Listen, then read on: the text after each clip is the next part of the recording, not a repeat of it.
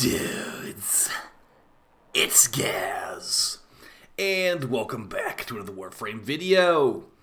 So today we're going over my favorite new arcanes from the 1999 update, Arcane Crepuscular.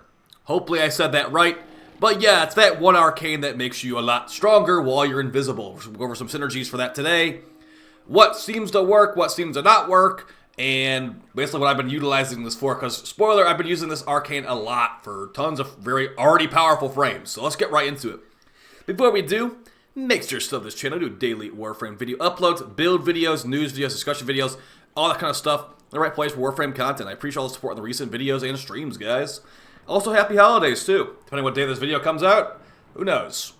Alright, so Arcane Crepuscular. This arcane comes from the new 1999 tile set, and as far as what it does, when you have it equipped, it's going to be giving you certain bonuses while you're invisible. If you're not invisible, it's doing literally nothing, which is why some of the synergies today might be anti-synergies, actually, when you think about it. So, show you what that does right now. As far as what you get buffed while you're invis, you get a rank 5 Arcane Crepuscular right here. While invisible, you gain 30% increased ability strength, and plus 3 times final critical multiplier. So yes, it applies extra crit damage to all your weapons while you're invis.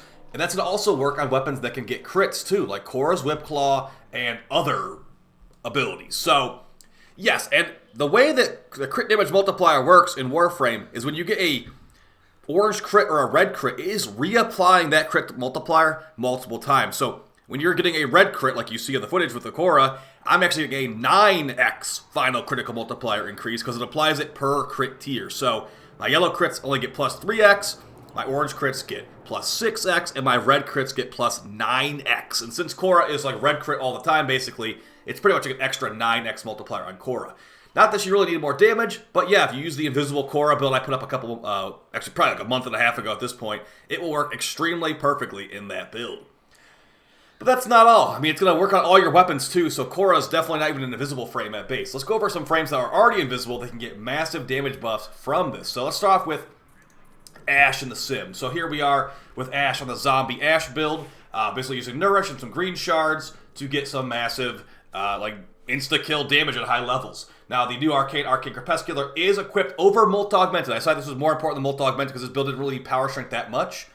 Oh, yeah, we've also got Arcane Rage, where our primaries can do increased damage as well. So big thing here is while we're invisible with Smoke Shadow, we got these, or Smoke Screen, we got the Smoke Shadow Augment, which increases our crit chance. So we've got crit chance buff and crit damage buff with Arcane Crepuscular and Smoke Shadow combined. Additionally, Nourish will give us Viral, so we'll be able to debuff the enemies really quickly and ridiculously. Got the Torrid and Carnon currently with Survivor's Edge, Swift Deliverance, and Final Fusillade on a Corrosive Blast build. Should be pretty much insta-kill. Oh yeah, while we're here, let's actually put on the new Spectral Serration mod too, which is another kind of mini buff for invisibility frames. While invisible, gain double the damage of normal Serration. Sure, why not? Alright, so we're going to go ahead and summon these enemies in. Now, keep on this new Simulacrum can knock on a 225, so I'm stuck with 200s. But they're going to just instantly die no matter what, honestly. This will work at like max levels too, so get a little bit of Incarnate ammo here.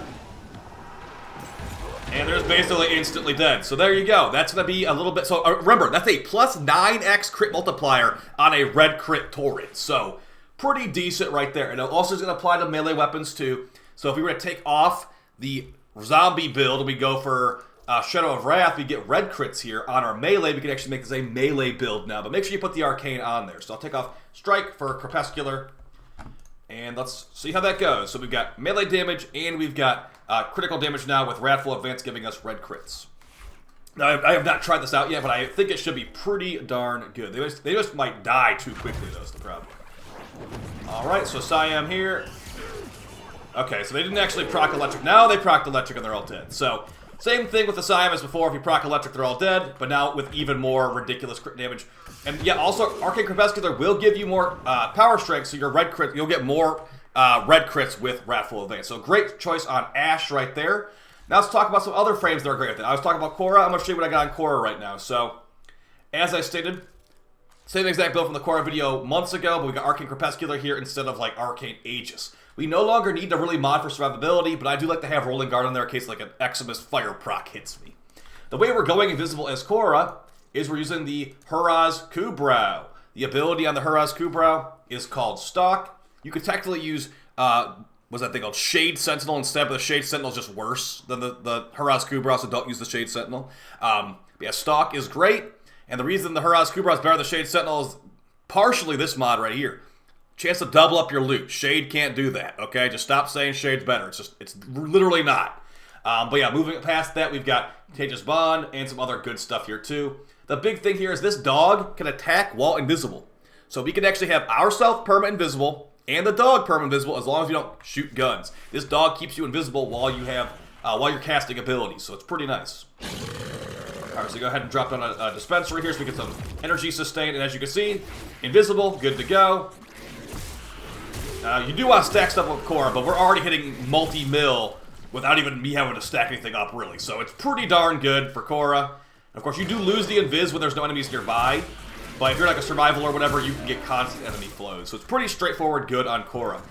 Let's go over some frames that might not be as straightforward good as. I've actually been thinking about this one a lot. Atlas. I don't play Atlas that much, so bear with me on this one. But I was thinking Atlas with Wrathful Advance could be crazy strong with this new Arcane. So we actually got an open slot here. Arcane Crepuscular. Increased crit damage for Atlas Fists, but keep in mind they don't usually get crits normally. So you got to use Wrathful Advance to get those to guaranteed red crits. I got Ceramic Dagger Stat Stick here. Looks like a crit build on here as well. And we will maybe talk about some of the new Arcanes with Wrathful Advance, or with Ceramic Dagger in the future. But right now, I want to show you guys one of my new favorite Arcanes in this update. So let's see if we can stay invis with Atlas now. Alright, Buck, go ahead and make me invis. Okay, not too shabby with Atlas. Hitting harder than Kora, actually, on those enemies there. I do have an Invigoration for Power, Strength, and Parkour. The same one I had my Sevagoth in the Face-Off video a couple days ago.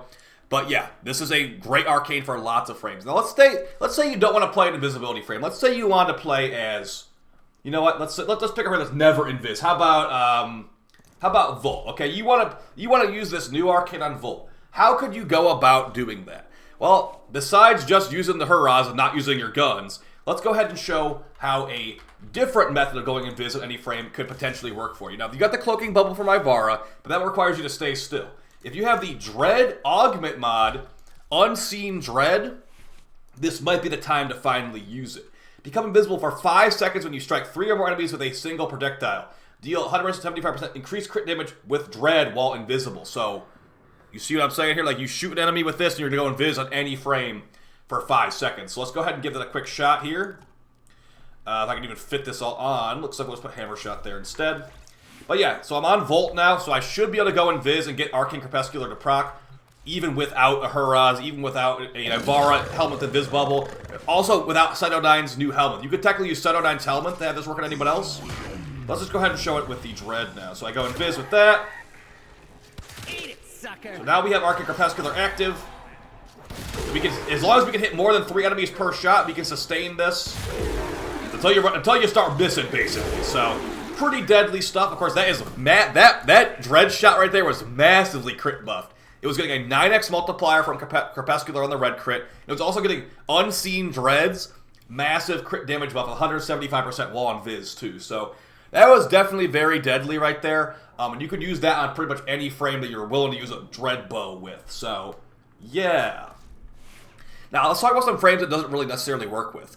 Mainly the frame Verona. Unfortunately for Verona, the way Verona's abilities work, once she goes in Viz, she's like a stealth assassin kind of. Once she leaves in Viz, she's no longer in Viz obviously, but that requires a melee hit. The first ability of Verona, Shroud of Dinar, will drop your invisibility once you attack. And you'll go back in Viz again after you get a kill or whatever it is. So she is not really meant for this Arcane, unfortunately. She's got crazy crit damage already, so that's kind of okay. Maybe one of those other new Arcanes would be better for her, like the one that gives you Power Strength on unique status proc with her too. But yeah, I wouldn't recommend it on Verona unless you're just planning to stay in Viz and not attack anything with your melees. But you do drop a lot in Viz with Verona, unfortunately. But yeah, that's one that's not great with it. Ivara is definitely very good with it because Ivara loves Power Strength and loves crit damage. So on my Ivara build, I've actually taken off Molt Augmented again, and we've got this instead, Arcane Crepuscular. So with Empowered Quiver giving 254% crit damage and Arcane Crepuscular giving 3x multiplier per tier, we could hit extremely hard. We were already hitting extremely hard, to be honest, but yeah. Here you go, the AX-52. let's just go ahead and give it a quick shot. We got Spectral Restoration and Primary Crux. Primary Crux is pretty fun, but it's technically not the most damage, but it shouldn't really matter that much. Keep on this. We'll work on melees too, so we can actually use the Falcor if we felt like it. Alright, so we just drop down, cast its buffs, we use our Dash Wire Arrow, and it should just be pretty much a one-shot. That was actually a two-shot. How about now? Okay, so maybe not exactly a one-shot with Arcane Crux, but Arcane Crux does let you infinitely spam AX-52 bullets. So that's kind of nice. Let's just go ahead and use our Falcor here. So Falcor looking pretty good now. That is only going to be yellow crits, unfortunately, so that is only giving you a 3x multiplier increase there. So yeah, it's really good on red crit weapons. It's okay on yellow crit weapons. It's the best, definitely, on red crit and orange crit weapons, though, so... That's going to be basically it for the video, guys. Just a quick run-through of one of my favorite new arcanes for the update that you definitely should be getting. This drops from the Infested Caches and the Exterminate missions. It drops from the boss fight. Drops from lots of places, the Scaldra Caches, too. It is a great arcane that's also very good on Cyto 9 as well as my Cyto 9 video. So, highly recommend it, and I got some more arcane videos in the way as well, too. So, you guys appreciate the support, and I'll see you next time. Bye!